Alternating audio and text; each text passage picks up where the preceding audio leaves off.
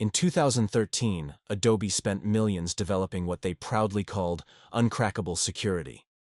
Their plan was bold: stop piracy forever. That's when they introduced the Creative Cloud, a brand new subscription model. No more one-time purchases, no more disks being passed around. With cutting-edge encryption and constant online verification, Adobe believed they had finally beaten the pirates. But just 2 days later, a cracked version of the software appeared online. Years of research, millions of dollars, and layers of defense were dismantled in less than 48 hours. How did hackers manage to pull this off? In software, the best way to break a lock is by finding the key. In this case, a serial number or license key. Type in the right numbers and you're in.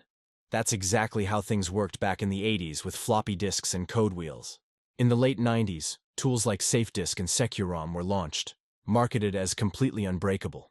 They added encryption, layered protections, and made it almost impossible to copy disks.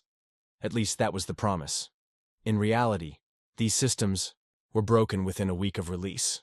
Even when companies introduced USB dongles that had to be plugged in to run software, hackers found ways to trick the program into thinking the dongle was there, even when it wasn't. No matter how advanced the defense, hackers always found a way through. That's when DRM, or digital rights management, arrived. Unlike earlier methods, DRM constantly monitors you while using the software. It checks if you're logged in, verifies your computer's fingerprint, and asks Adobe's servers if you're allowed to use the program. It's like having a security guard watching over your shoulder the entire time you're working. Take Photoshop as an example. When you open it, the program quietly scans your processor, RAM, and hard drive to generate a unique fingerprint. That fingerprint gets sent to Adobe's servers, which then reply with a green light or a rejection. At first glance, this seems impossible to beat, but hackers knew exactly where to look. With tools like IDA Pro, they could freeze Photoshop at the exact moment it was checking your license. In that frozen state, the program revealed its secrets: the values, the keys, the instructions. Hackers could then make tiny changes to the code, telling Photoshop to skip checks altogether, or to always say, "Yes, this user has paid," even when they hadn't. Some groups went further, building fake servers that mimicked Adobe. When Photoshop tried to verify a license, these fake servers would respond with a convincing, "Everything is fine." Photoshop believed it, and users gained full access. But the real game changer was the rise of loaders. Unlike traditional cracks, loaders don't change files on your computer. Instead, they inject code directly into Photoshop's memory while it's running. Every time the program asks, "Is this user legitimate?" the loader jumps in and answers on your behalf.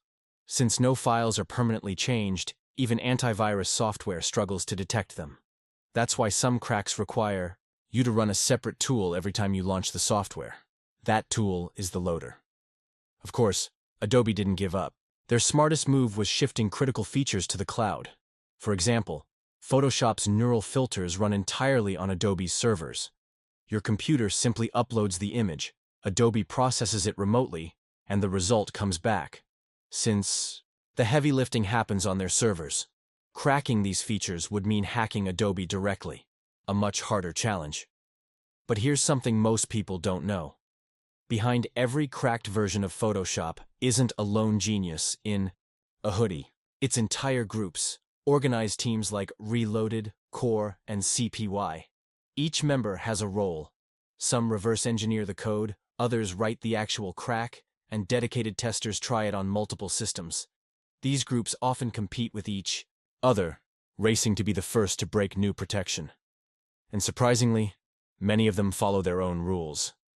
They won't touch banking apps, medical software, or systems that could cause real harm. For them, cracking Adobe or video games isn't about theft. It's about proving that no lock is truly unbreakable. So the next time you hear about uncrackable security, remember this story. Every lock invites someone to find the key.